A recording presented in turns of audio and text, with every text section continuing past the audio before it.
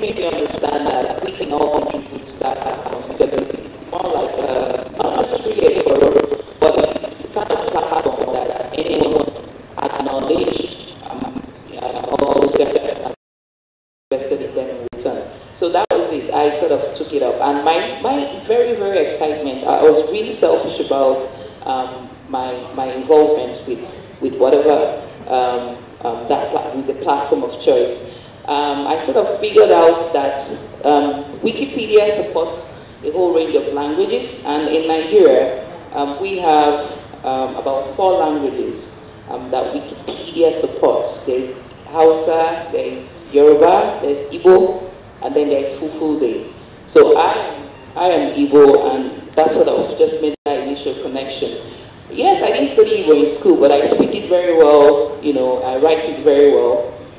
I had an A in it in my WAEC. Yeah, so you want to clap? Come on, give me my accolades now. so that's sort of just... Absolutely, that's the one there.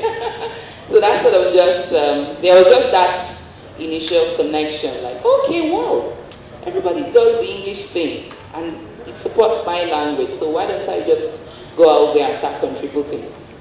So I started doing that, and then there's a 2011 statistics or data that was released, and you know there was this report that about in all the articles you have on Wikipedia as a platform, just about 13% you know has to do with women. So there was, you can see there's a huge imbalance. You know the gap was just too wide. You know, so the first thing I did as a Wikipedia editor was to ask for administrative rights on the Igbo platform, which I was granted. So that would at least give me a lot more access and a lot more responsibility, you know, or power, if I can use that word, but if it's circumspect, so to do a whole lot of things that I would necessarily want to do. So I started correcting all the errors. The first thing I saw was, you know, a lot of translations were just probably Google Translate, Google no Kimio.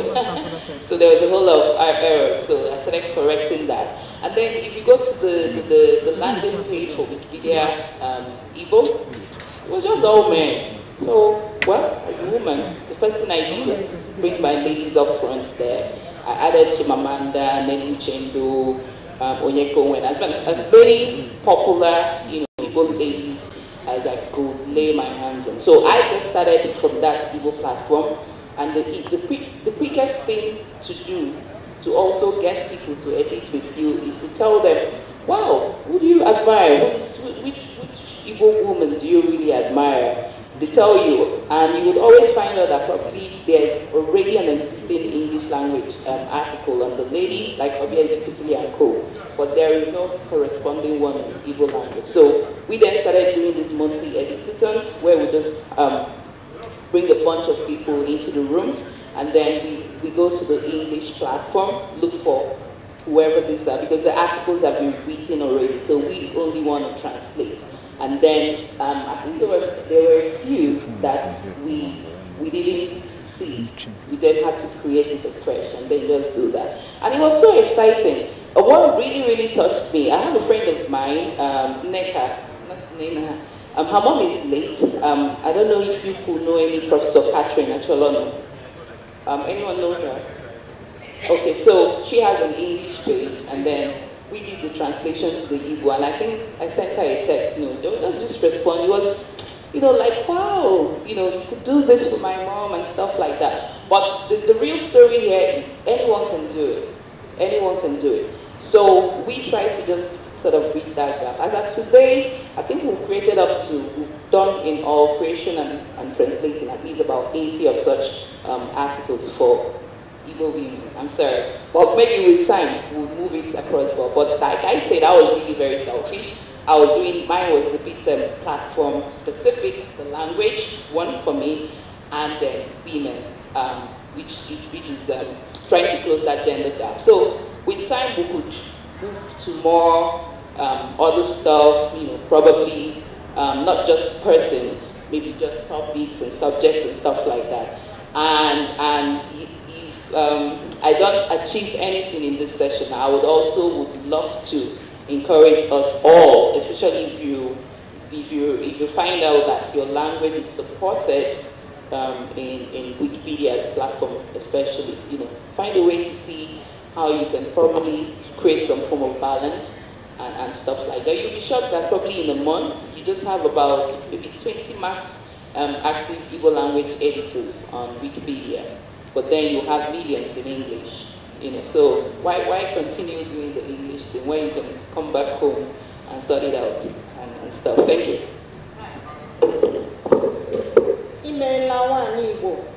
Thank you very much. Anna, you've not been curating content and data, you've not been monitoring data on Wikipedia platform, but you've been in open data. What has been your experience with gender data, women data, over the years you worked at the Web Foundation?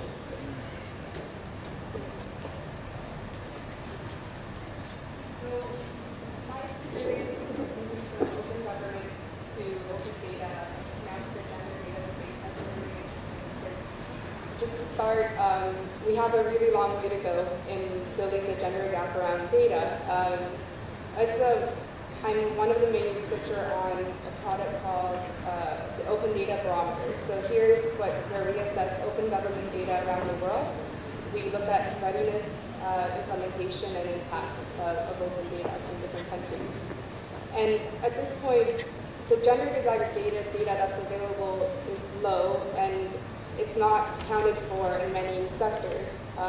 What is also not very much studied or researched is how data that already exists that women can use for themselves, to empower themselves, is available. What kind of success stories or what kind of case studies exist? What are the barriers available?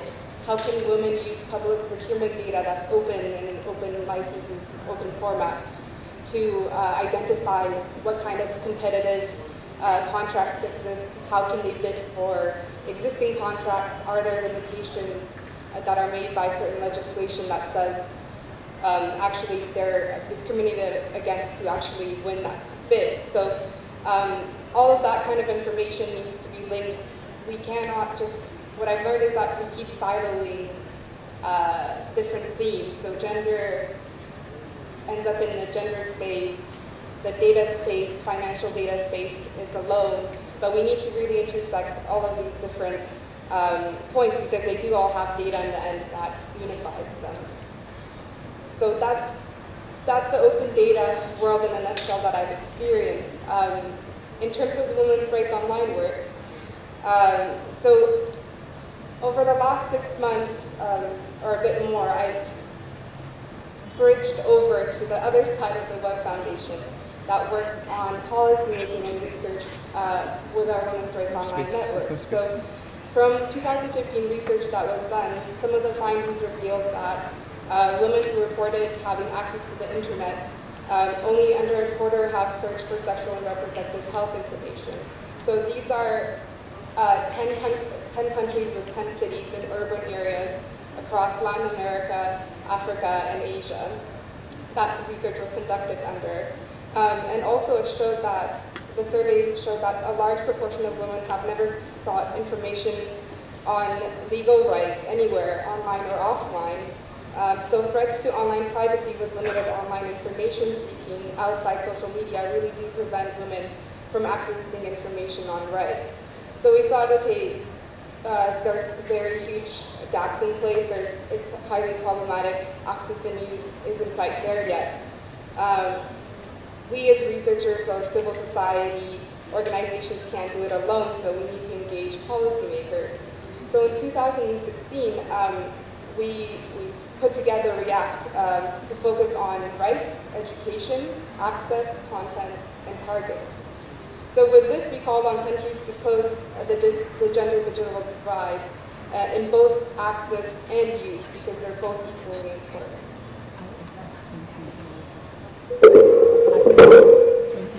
Thank you, Anna. Bridging the gender digital divide in access and use. Okay, so one thing is accessing data content, and the other is the meaningful use of that content. For somebody like me, meaningful use equals economic opportunity. opportunity. I'm sorry, I have bills to pay, and that is what gets to me. I'm going to come back to everyone here. There's a lady to the second white table. Ma'am, there is a microphone on your table.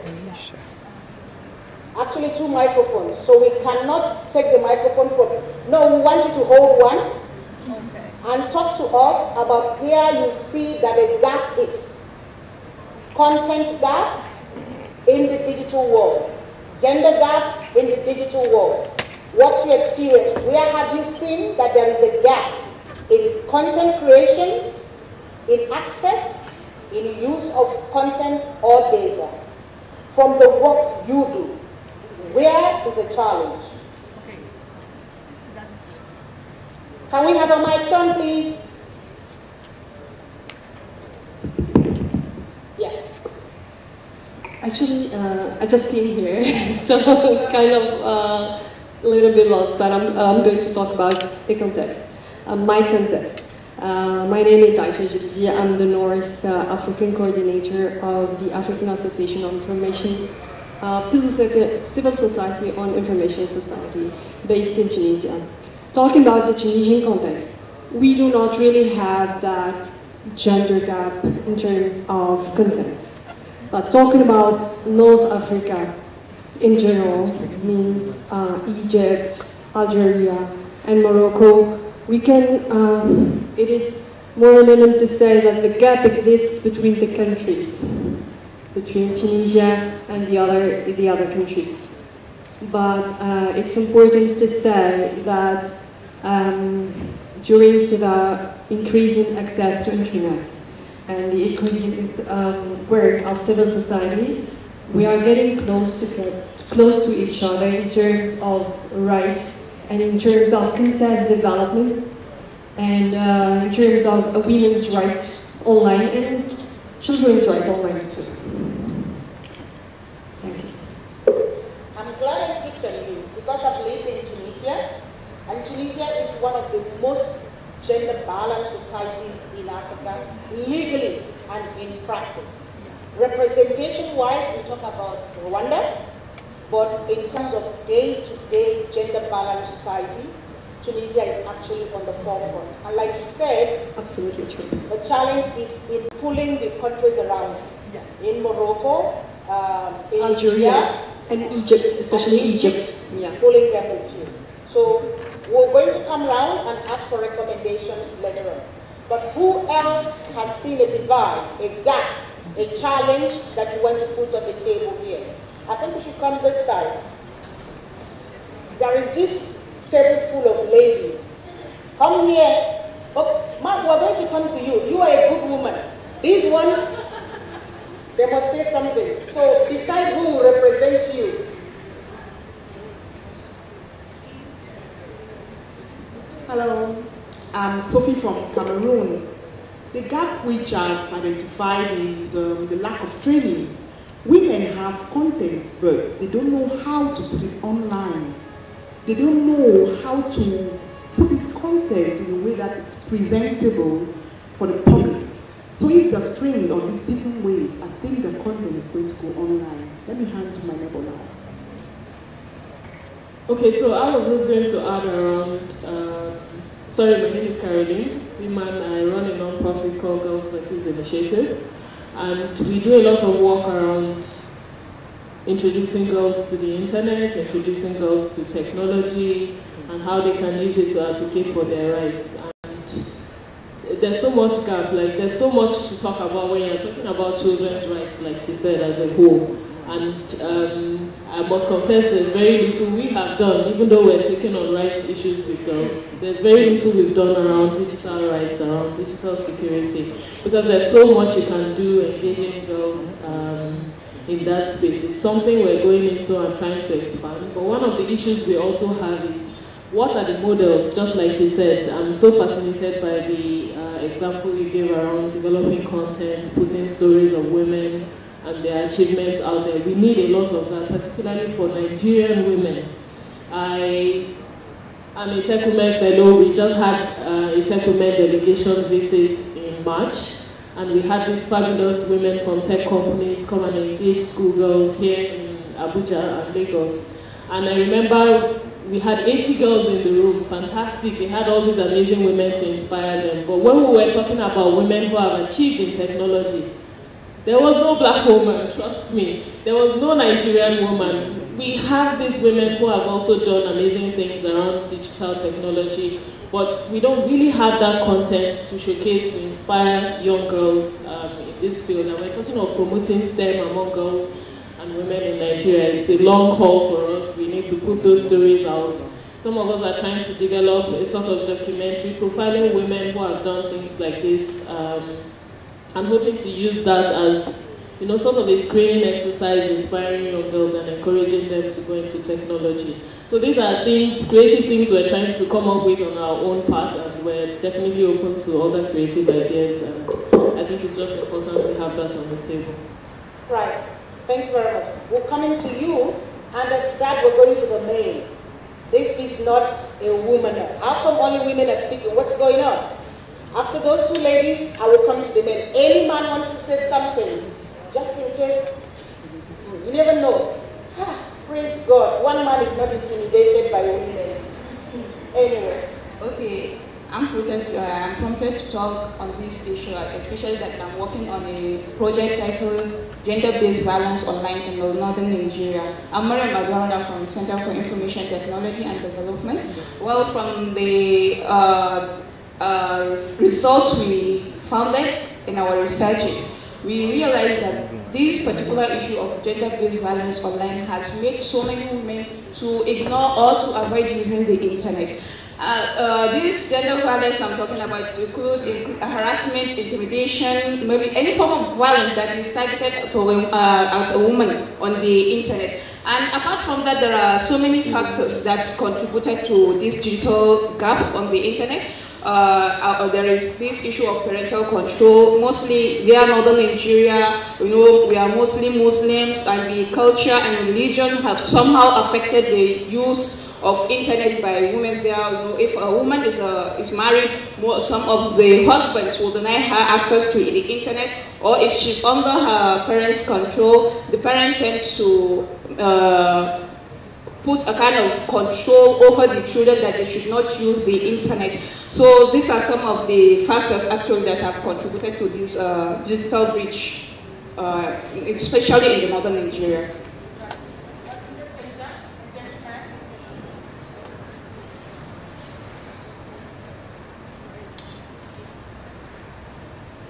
Okay. My name is Benga Adele, and I work with African Center for Citizens Orientation. 2003-2014, I did a project with Federal Ministry of Communication Technology on 1,000 girls in ICT, and I have the opportunity of going to several rural communities, monitoring ICT centers.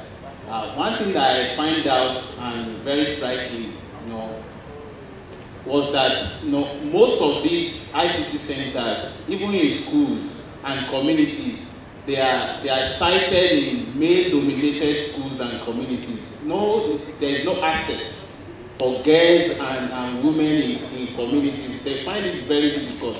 Like in a school in Zamfara, you have the issue of having two ICT centers, one from NCC, the other one from NITDA, and then you now realize that what happened to women and girls in this community, they don't really have access to use these facilities. And again, you have the issue of insecurity, both offline and online. You realize that, this community, they don't even have security, and they are like calling for men and women to come and access this facility, and you realize that families will be telling their girls not to go there. There is an access for them to be kidnapped or to, for online bullying and all sorts of.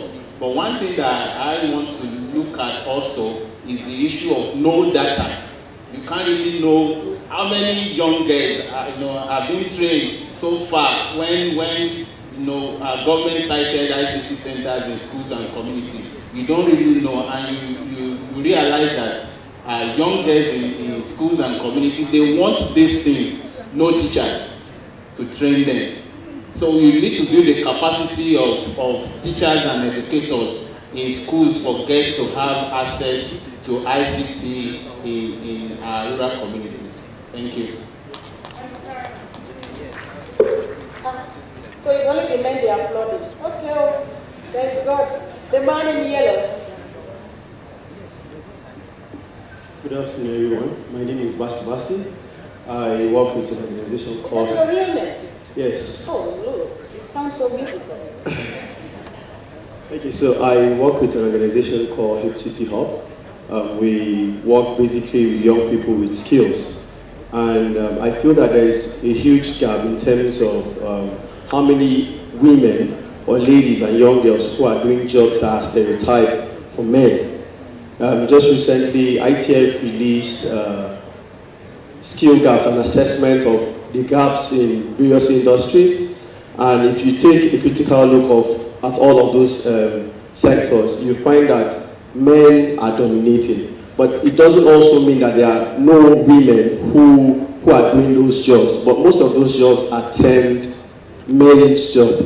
So if we have more reportage on women who are doing technical and vocational jobs, I feel that it will go a long way to empower more women to take up jobs, not just because it is called a male-dominated job, but because also we need to begin to break the stereotypes of poverty. Women need to be empowered to be able to fend for themselves, and they shouldn't just wait to do jobs that are gender inclined, say women's job. But if we have more reportage on women riding Okada, tricycles, women doing welding jobs, girls from secondary school can also take up that challenge to learn this skill set. And before you know it, 4 or 5 years down the line, they are well established and they can train other women, and the poverty level would reduce. And lastly, I also believe that with more reportage on this, we'll have women begin to shift their attention from certain kind of skills. So today, what we find is that most of our young ladies are makeup artists.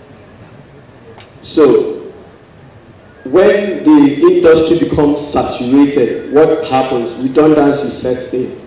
But if women begin to look at other kinds of skill sets, and then there's some level of dignification of those skills, then more women will take up those skills, and then before we know it, the level of poverty, especially among women and girls, will reduce drastically. Thank you. Thank you. I would like to come back to you both, because everyone's talking about capacity and availability of data and skill set. Blossom, now you are a media editor at Wikipedia.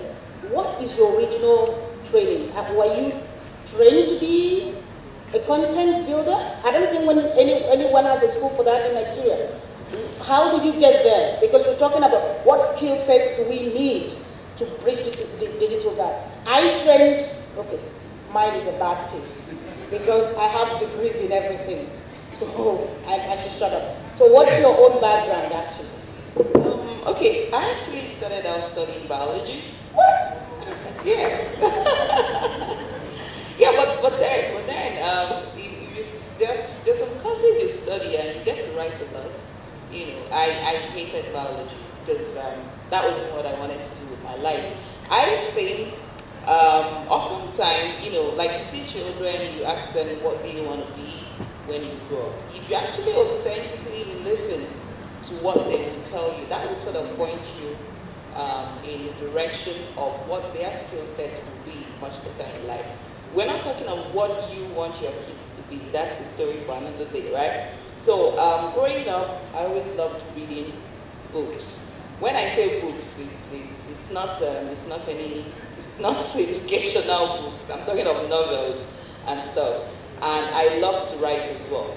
So then growing up, I used to see Ruth Benamizia. We have a lot of young people here. I don't think you know her. Ruth Benamizia here. You know her. Look, I'm not too old then. And then we have Abike, W and Co. You know, Zero Stubber. So I always saw them on TV, and I wanted to be on TV. And I started asking, okay, do you want to be on TV like these guys? What do you need to study in school? I had mass comm. I had it as a child. Then I come to my parents, I want to study mass comm. My dad said, mass guinea. You know, like, come on, you're very good in biology, physics, chemistry. You be a doctor. My brother, you be an engineer. And that was how I got a career path chosen for me, not for me, you know. And till now, it's really very annoying because I would have just gone in and just did my master. But then, because I already knew I just had this kind of artsy skills around and stuff like that, I stayed with it. And somehow I was able to sneak in literature during my YF. Who does that? Like you're a science student and you're doing literature. I found a way to sneak it in. Of course I had an A because I had an A in everything actually. I'm not playing my trumpet, but then I'm just trying to say that even as a child, I knew that I was probably supposed to be a storyteller or somebody in the arts or communication or whatever, but not sciences. So back to your question, I studied biology. I've never done anything with that in my life. I don't intend to do anything with it as well. Thank you. You are born a storyteller? Yeah, I guess so. I want to remain one. Right. Anna, what did you study? Did you do data in school?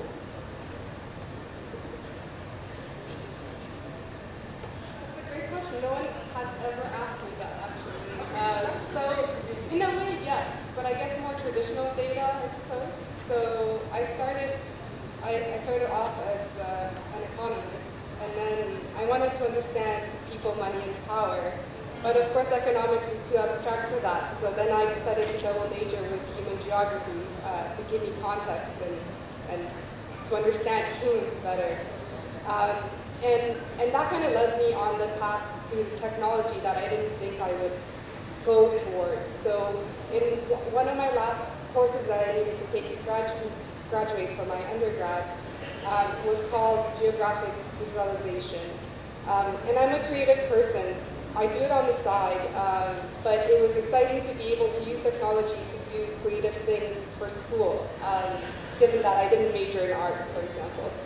So that was the first time I was, the world of tech kind of opened up to me in a way that I could address social issues and art and technology into one. I didn't ever do GIS, Geographic Information Systems, or use the programs. It was all very new to me, and I kind of told my teacher, like, look, this is all new, so I might just drop out halfway if it's too much. But it really taught me to take it up and learn all of these things, ask questions, ask the teaching assistants, and just roll with it. And luckily, I ended up a degree in doing a research project with 2 other universities on geovisualizing trauma injuries in Cape Town. So seeing how the environmental risk factors of a city and the highways could lead or not lead to injuries or death. So that's when I started the world of like mashups and Google and created my first static pie chart. This was 2010. And using static code for this first time like changed my world. I luckily documented all my learning processes along the way, which is really important, I think, because sometimes when you get to the point where you are now from 2 years ago, a year ago, even 5 years ago, you don't see the progress that you've made, and that's really important. So I've had some really good teachers who were like, yeah, I know you can write, but can you also do the tech? And just slowly just push someone to push you a little bit, to step out of that comfort zone and get you to try something that's exciting that you might not first think you can do it because you don't have the skill sets. There are tutorials online. All you need is a connection, and I know that's not stable even today in this room. But seriously, in Wikipedia, right? Like there's so much content that's being created. There's video tutorials, and these things also change over time. But yeah, so to answer your question, I worked on data, but it was in closed systems. It was with eViews, like stats, programs. Stuck in academia, it wasn't shared with the world. As we know, like a lot of journals, academic journals, are not open access. So there's a lot of things around that's problematic, around knowledge sharing between different stakeholders. So that's how I kind of got to the world of data. Right. So you don't need to start out as this. Henry Mena, you're welcome. But someone can push someone. That's what I got from it. And if they push you, please allow yourself to be pushed. Don't be afraid. Learn what you can. There's a lot of materials that can help us train ourselves. And follow your passion. Be who you are. And you do better when you're doing what you love. When I was graduating, we did not have anyone reading computer technology at that time. We had people doing every other thing, but not just, we had statisticians, mathematicians, but not anyone doing computer. And it was later on that people started doing computer technology and IT and all of that. So here we are. We've got a few bribes of recommendations, and I'm going to come back. The people who are on that table, I'm going to come back to you, sir. You see that table over there? There's a lady who's fixing her hair nicely, well dressed, nice hair well done. We're going to go to that table, and the question is, what do you think we should do to move things forward? Because we can't just raise all the issues and not also share. Put the mic down, let them decide what it is they want to share with us. From your experience, from what you've heard, where do you think we need to go? How do we go? What should we be doing going forward? My name is Chidima from PPDC. Based on the work we do, I believe in Nigeria, a lot of teenagers, a lot of young internet users are digitally excluded. So sensitization and training, educating them on the importance and getting the government involved in making provisions of an ISP, and instead of going to their schools to paint their schools, at least set up ICT labs in various schools to get them digitally included. What I wrote here is catch them young. Yes. Does that yes. Correct. There's a gentleman who had his hand up. Yes, sir. Yeah, I'm Bahar Emmanuel from Federal Ministry of Information and Culture. I just want to talk from the point of view of education, just to support what the panelists have already spoken. We need to work on our educational system. It's unfortunate, that's the reality, but it's not a good news. But we have a system, an educational system, that emphasizes, possession of certificates, and so somebody just rushes in and comes out with a certificate. We're supposed to have a system that emphasizes self-discovery, self-development, so that somebody will be able to, instead of somebody telling you what to read, you discover yourself, develop yourself in the educational system, and then come out to do something. So it's really a huge challenge, but it can be done. Whatever we're doing, if we're not getting it right in the educational sector, where almost everybody passes, I mean, even from primary, we find out that we end up, not getting it right. Somebody like Cyprian Ekwensi, he was known as a writer, a very popular writer, but he read pharmacy in the university. So it is important for somebody to discover himself or herself, then develop yourself along that line. That's how it will be possible for us to make headway. Thank you very much. Thank you. You see this middle row, there's a gentleman at the last table with the Jonathan Goodluck hat. His name is Pons Letileji. Pons, I visited your center in Gambia, and I noticed that there were young girls there who you were mentoring. What do you foresee these girls will do tomorrow, and what is their role? Because people are saying catch them young, but you are already, you've caught some young, you are grooming them. So the question is, what do you foresee what are you grooming them for, basically? Yeah, thank you, Nena. I'm happy to say 90% of my staff are women. The reason for that, the reason for that is not far-fetched. In the Gambia, we had a lot of issues with young people going out, illegal migration. If you check per population of 2 million people, over 20,000 young Gambians before Yahya Jammeh was kicked out, forced their way through the Mediterranean. A lot of them died, and in most cases, in most homes, it's the girls that basically run the homes. They are the ones that work. And so I've always had that philosophy because of the orientation in the Gambia, where women are the ones that take the lead roles, is to develop these women. And we are a service-oriented country, and when being a service-oriented country, what most of those women are doing are trying to develop content. That's why I like what Lucy said about developing content. And this content is focused on what is happening in their communities. So right now, I have 10 sets of young women that are mapping flood areas in the Gambia. Because every rainy season we have floods, and they are mapping flood communities and passing this information to UNICEF, the World Food Programme, so that they know these disaster areas. And these young girls, what they are mapping, they are working with women in those communities. And that is the way to address this problem. And the women, in most cases, are the ones giving the content. Okay, apart from doing the mapping using maybe MapMe or one other open source software on your phone, they also visit the community. So I think one way for our encourage young people, when you look at yourself as a young person, for you to start with content generation, you have to look at it from the community you come from. Whether it's your village, what happens in your village? Where's the borehole in your village? What do women do?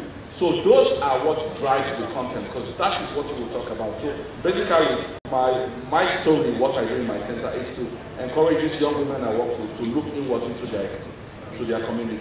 Thank you. Thank you. I'll come to you, your table is a good one. Simi, welcome. How are you? I know you have a bunch of girls that you're trying to bring up here in Nigeria, north and south, east and west. What do you foresee these ladies being in the future? What would they bring to the digital economy in Nigeria? How will your role through these women reach the digital divide? Not just in Nigeria, but the whole world over. Thank you, Nina. So I know one of the things that excites me the most about what we do is the possibilities. Please, what do you do? It might just be between me and you. I don't know as a moderator. What exactly do you do? Okay, so I run a non-profit, and one of the things we do is to train girls in underserved locations how to code. So we literally take girls who basically never touched the computer before, spend like 6 months with them, train them up to the extent that they can build a website on their own and all that. So digital literacy, software development. We have a center in Niger State where, so right now there's training going on there. We do things in Kano, Kaduna, Abuja as well. So it's exciting. What's exciting is that these are girls who did not have possibilities before. I mean, their possibilities were really limited. I'll share an example. I remember one of the orientations we had, I asked all of them, what do you want to be? And they all said, a businesswoman. And I said, what do you mean by a businesswoman? What they meant was wanted to own a shop or something. That was literally the height of their ambition. But at the end of that, it had changed. Because now they had more opportunities. So I see these girls becoming, with more mentorship, with more exposure, I see them becoming key actors in the tech space in Nigeria, all over the world, and with more exposure. And that's what I see. I mean, with the more we begin to do things like this all over, just empower girls. And then there's that thing about showing them role models. I think someone talked about that, because while I was down there hearing that, it was a lady, she said, I mean, they were all in the room and they didn't see black women. I mean, they couldn't talk about black women who were achieving in tech and all that. So I know that's one thing also, that by the time they need to see more people that are like them, they begin to think, okay, I can actually do this. And for us, all our trainers are female. And God will say they have to see people that are like them doing all those things. So I see 10 years down the line, these girls who literally did not know anything before can be developing the next innovations for all the troubles, I mean, some of the problems we have, challenges and all that. So, yeah, so that's what I see. Thank you very much.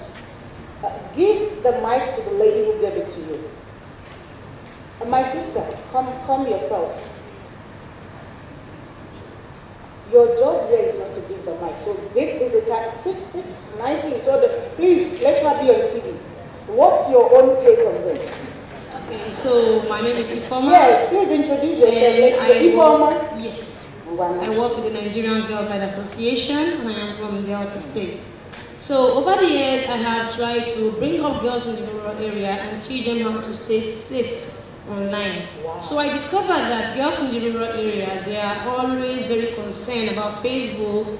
You know, the ones who manage to own an Android phone are very concerned about Facebook and Instagram and Snapchat.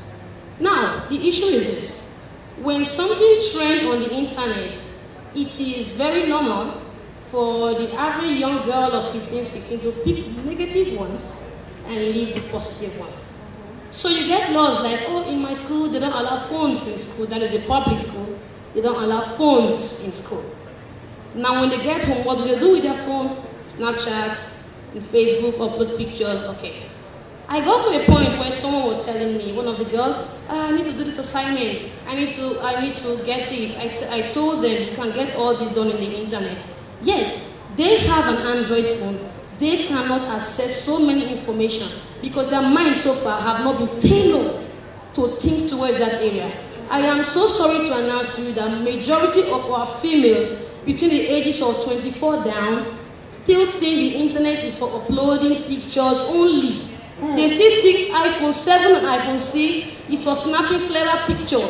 Do you know if a girl goes to the market to get a phone, they will tell you, do you have a camera phone of 30 megapixels? They don't check the browsing speed of the phone. They don't check the size of the RAM. You see, although this exists and it's very common with the guys, if you ask a guy here, what do you check in the phone? We say the RAM, the browsing speed, and processor. But for a woman, it's different. It's the picture quality. Because that is what, yes, that is what you invest your time. So I think with many NGOs here, we should try to educate our women on other things to get from the internet and not just pre-wedding photos and post-maternity photo shoots. Thank you.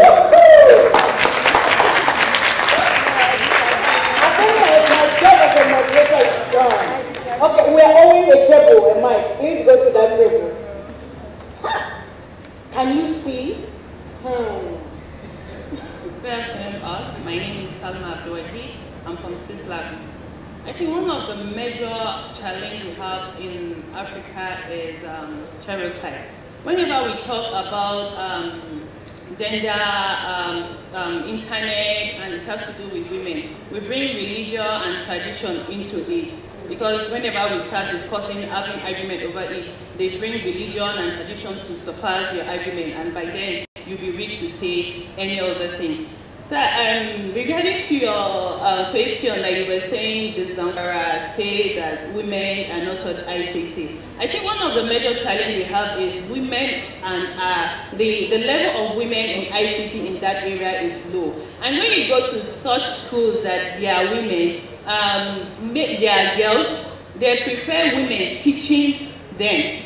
So when you go to such schools that there are girls and there is low level of women in ICT, definitely they can't be taught because there is no women or there is nobody that can teach them ICT, which is a woman that can teach them. So when you see yourself in that situation, you see that the boys have that opportunity more than the girls. Because when you go to a cyber cafe, mostly you see a guy doing the job there, and when you go to graphic design, mostly you see guys doing that, not knowing that a woman can also involve herself, can also acquire that skill and be a graphic designer. And also, when it comes to the way forward and how we can achieve this, I think we parents, we have a lot to do about this. Because when our daughter gets to the age of maybe 9, 10, when she starts seeing her period, you start teaching her puberty, how to manage herself. So why can't we teach our girls too?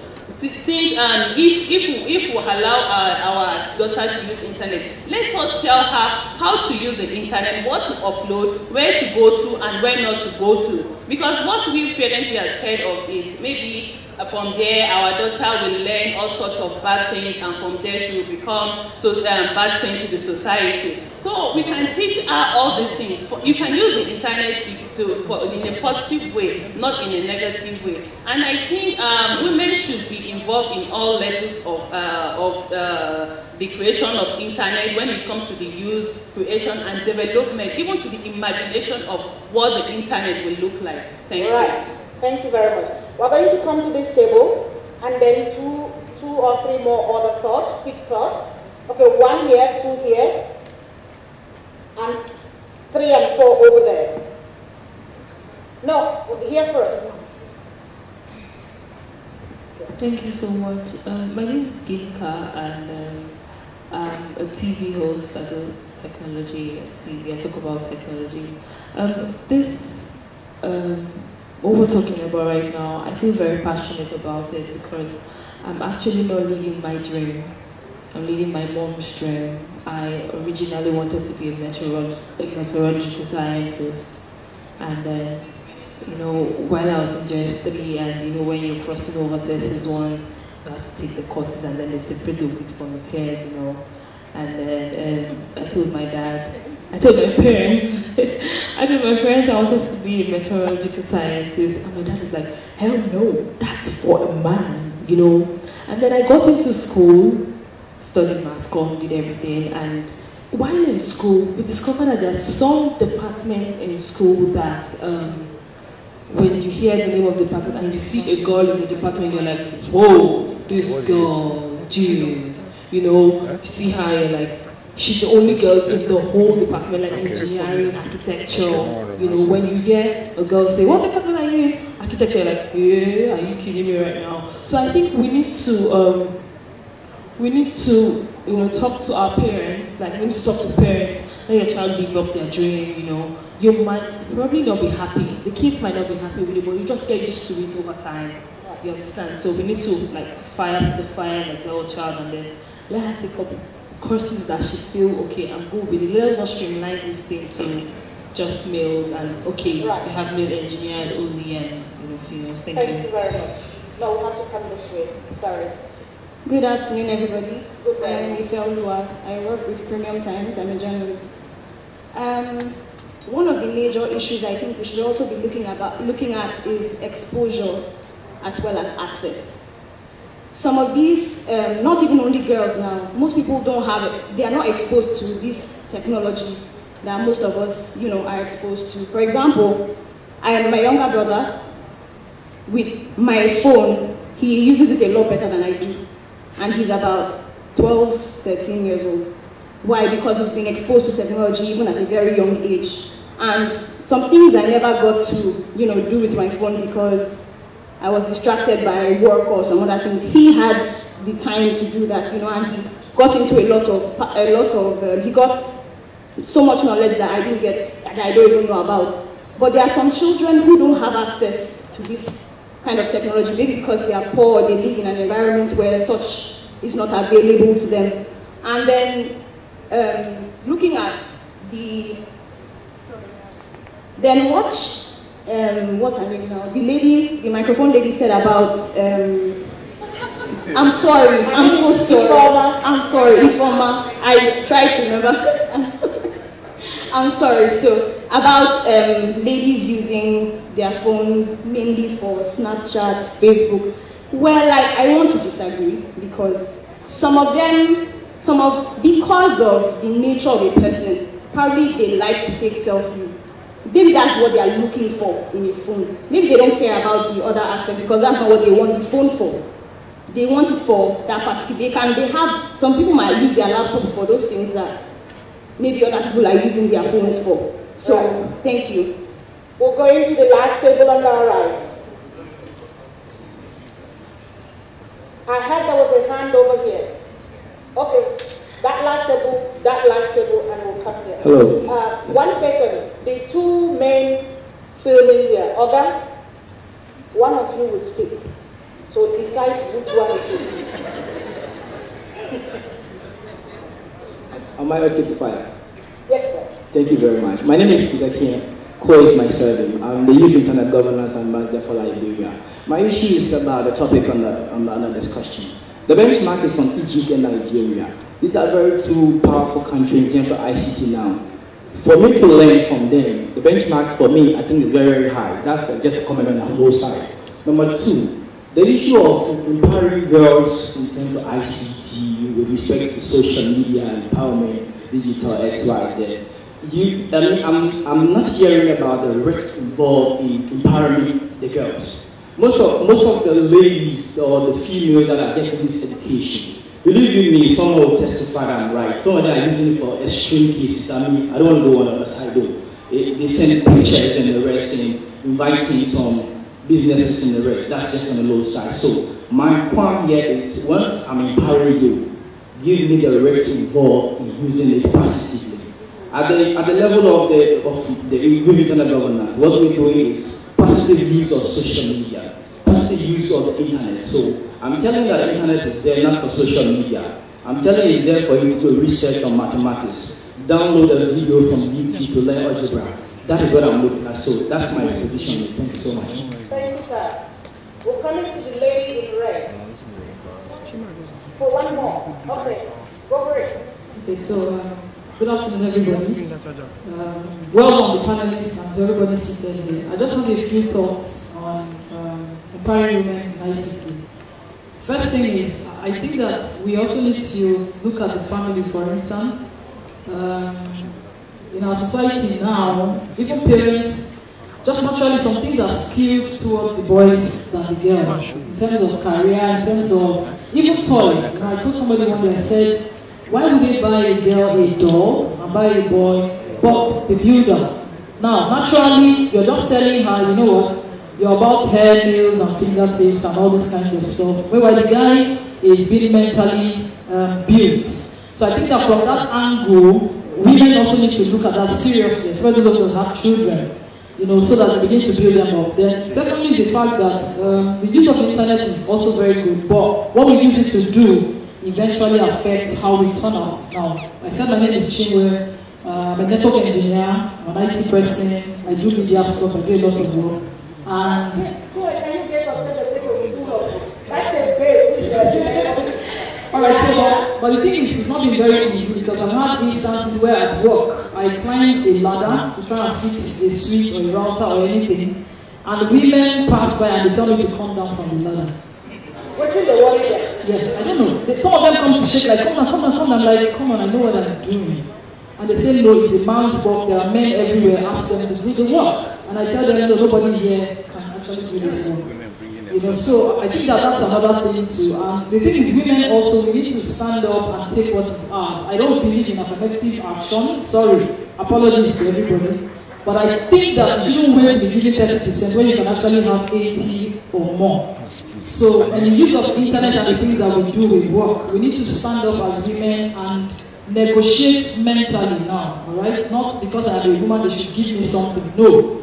If you want something, work for it, earn it. And that's the only way you can actually be proud of what you have done. Then lastly, my final thought is the fact that women have not been able to synergize enough. I mean, the panelists said there, thank God you have gotten to the top of the ladder, but I also want to encourage and say that deliberately mentor people, right? Because you won't be there forever. Whether you like it or not, at some point your face will go. You will be faced out or you face yourself out. Either way, something will happen. And so if we're deliberate about mentoring, if we're deliberate about empowering other women, if we're deliberate about having women ride on our shoulders, we have suffered. The other woman doesn't have to suffer. That's the truth, right? If we do that, I think that will be better. That's a man. But that does not involve these two men. No, there's a guy here. Okay, are you the one speaking? The other one says you are the one speaking. Okay. No, Femi then over there will come. Because these men will have to give them, want to hear them. Femi, I know you run praise stuff. Yes. In Yaba. Yes. Yes. So my name is Femi Longi. I'm with the Cooperation Hub. We support technology startups. But I'm also the father of 3 daughters. And the father of 3 daughters? Of 3 daughters. From one woman? Yes. That's my knowledge about break check. And I believe one of my responsibilities in life is to make sure my daughters can get to the pinnacle of who they can be as human beings, not just as women. Something I've observed in our work, and I think it reflects what the previous speaker said. In our program, we run programs that introduce kids to programming from as young as 5. My first daughter, who's 6, has been on the program. She's in the program. But what baffled me was parents will bring their kids, they'll leave the boy in the programming class, then they'll take the girl back home with them. From as young as 5. From as young as 5, they're already programming the kids that this is for boys and this is for girls. I think, I told people in my daughter's school, the whole society is going to discriminate against your daughter. It will be worse if you start the discrimination at home. And I think that's something we need to emphasize. I discovered a bedtime story book which I use with my daughters. It's called Bedtime Stories for Rebel Girls. And every night we read a different story about a real life woman that has done amazing things. But I don't just read the story for them. Once we're done, my daughter picks my phone, navigates to YouTube, and then we watch a video of the woman. Whether she's a runner, whether she's the lady that programmed the computer that took the first astronauts to the moon, and she did it by hand. Whether it's a musician, whether it's Serena Williams. I get these girls to realize there's nothing you cannot become. I think parents do a disservice to their daughters if they don't start this from home.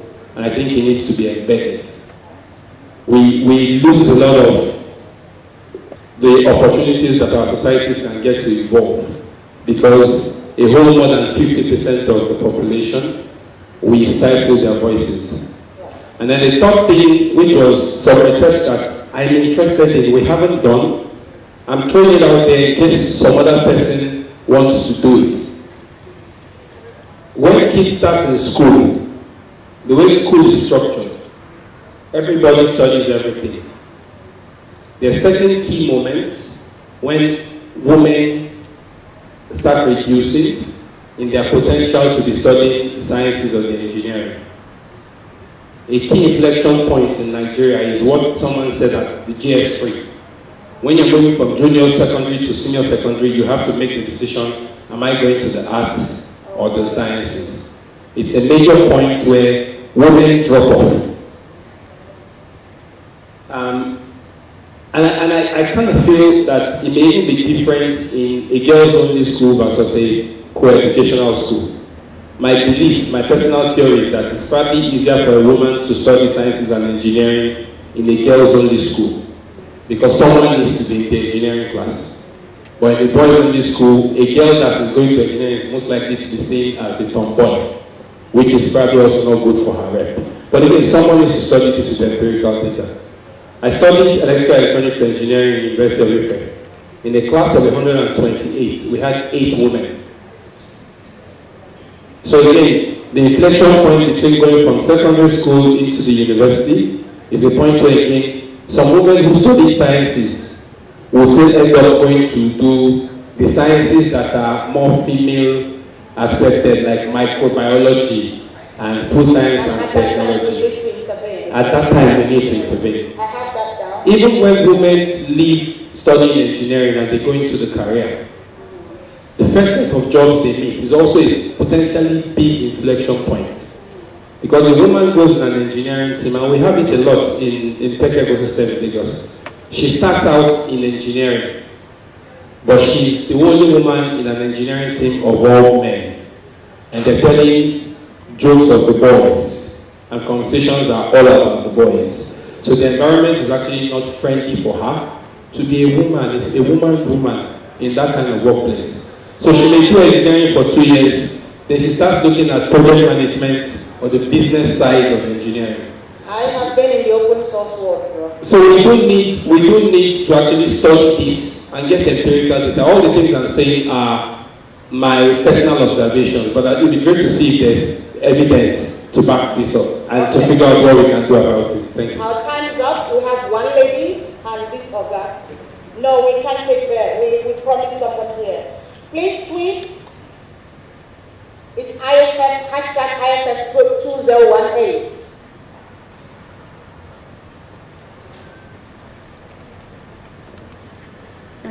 Chidima. The other lady who was on your table was also Chidima? Yes. Okay.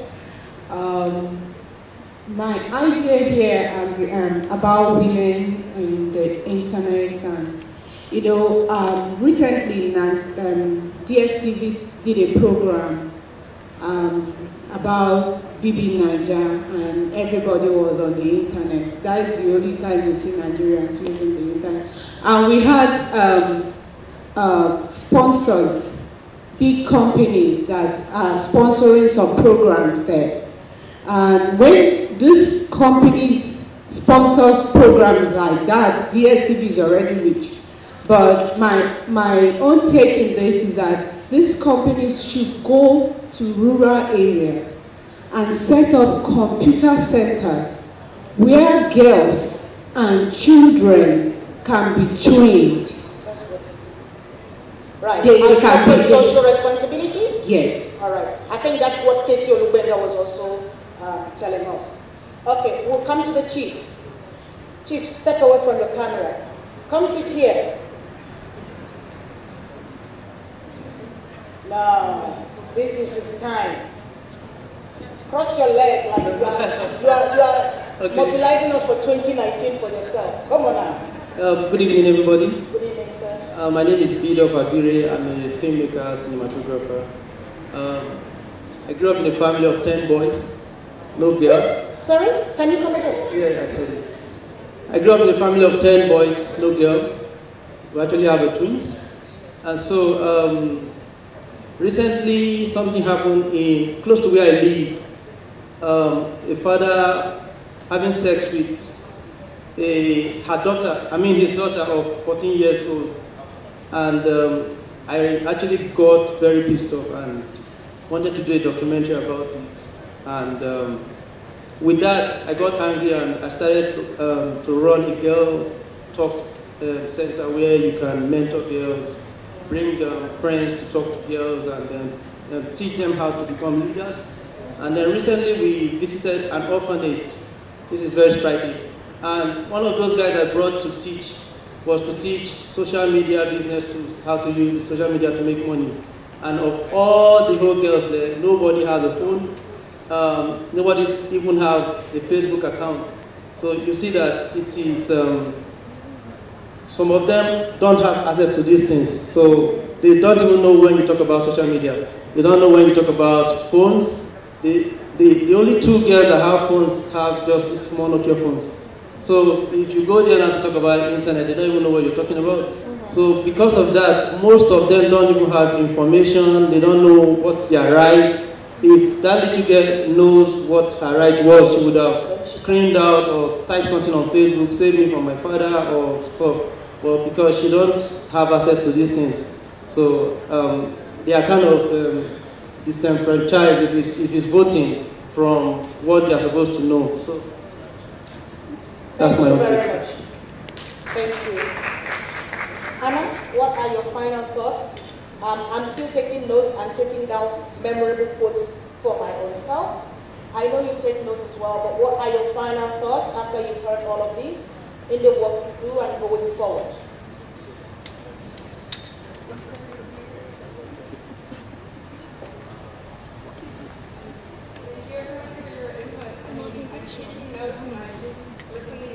I was still need to reflect on everything, but it's been very powerful to hear about the inspiring stories about going forward and seeing how we can build good capacity around the skills that girls can learn from a young age to development along the way as they become women. But something that stuck with me, because I am a data junkie, is the issue of no data.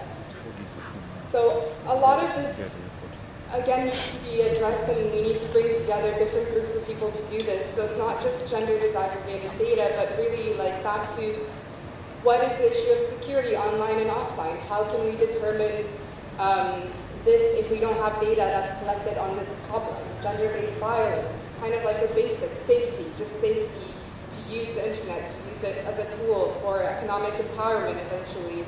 I think these foundations are really important, and they're really addressed very locally by different people in this room. So I'm really interested to hear more about your ongoing project after this session, to learn more and see how we can work together to bridge the gender gap. All right, thank you very much. It's been an exciting and hugely interactive conversation. What I heard largely in the room, it's before we even move into talking about access and availability, before we move into talking about adoption, of trends and all that, we need to sort of focus on access and availability. And I also think that the best way to do this is to actually deliberately go about making information available, making the access to hardware, whatever thing we need to become, an in thing. So I kind of want to then check what the consulate is doing in Gambia. He's very intentional, recruiting women to work in his organization. So it's something that he sat down, thought through the process, and decided to intentionally and deliberately go on this path. And also Simi, she has tutors, women, and then the academy she has is for girls. So it's like specific.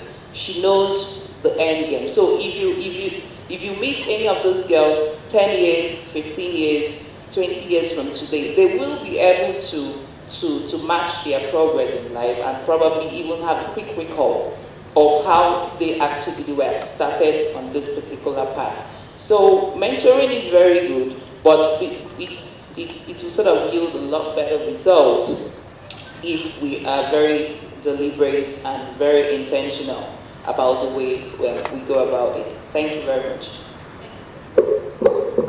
Thank you. Our time is up. I heard a lot of things and I noted them down. Sharing is important, catching them young, deliberate in our education and our education system, to leverage pro-gender traditional practices, women-to-women engagement and mentoring, to provide opportunities to build self-esteem of women, to change mindsets of the women about the digital world, especially the young girls, go beyond our traditional and religious boundaries, give exposure to bring people in, deliberate mentoring, and intervene at very critical reflection points, whether they are in education or career points. And I love the quote here that we should not be looking for, women shouldn't be looking for 30% when they can get 80 by expertise. And everyone talked about career choices, and I think we need to come back to that and challenge every single African. Your parents' life is not your life, and your life will not be the life of your child. If you are seated here, if you're listening online, please do not make a career decision for your child, because you will be the basis of that child's misery. A whole lot of you here are in that shit that you are because your parents put you in there. And if there is anything you can do this night, call your parents and let them know that that career they chose for you, you never liked it then, you don't like it now. At least if you can do that, you will take something off your mind. And do not do it to the next generation. We have a digital generation upcoming. We have Africans who are going to compete with 7 billion people. You cannot limit them. Please do not limit them. One other thing you can do is to watch the life of Tim Berners-Lee. A documentary has been made. It's called For Everyone. It's in French, in Spanish, and in English. And you will see the infancy that Tim Berners-Lee had. The way the parents allowed him to try things out that made him come to where he was, able to create the web and say, give it to the whole world, and let everyone find opportunity in it. I don't know if I've been a good moderator, but I really don't care at this point. My time is up. Bye!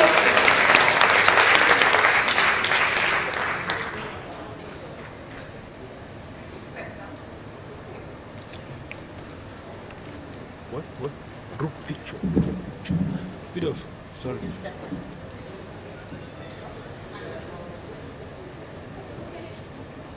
Where should we start?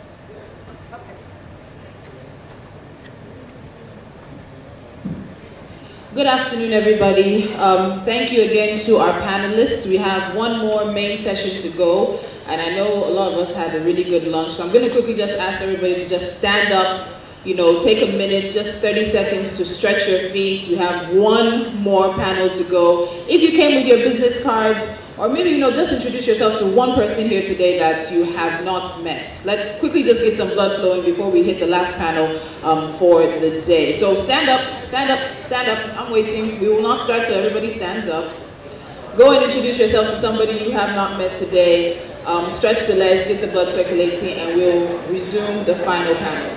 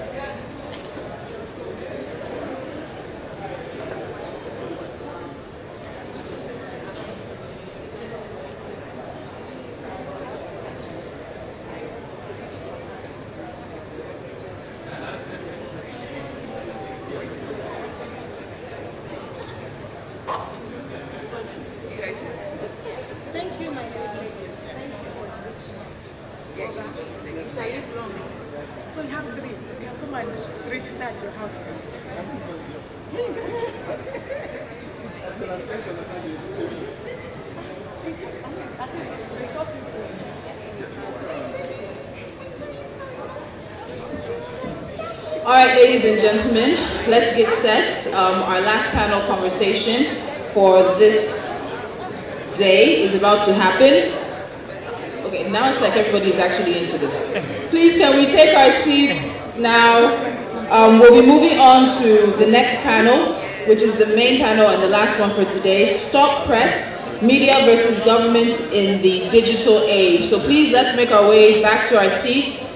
Please, you can continue with the tweeting and the hashtag IFF2018. But let me go ahead and call up the moderator for this panel. He is Abdulatif Dahir, a journalist with Quartz Africa based in Nairobi, Kenya. So let's do this last panel and call it a day. Yeah, thanks so much. Thank you.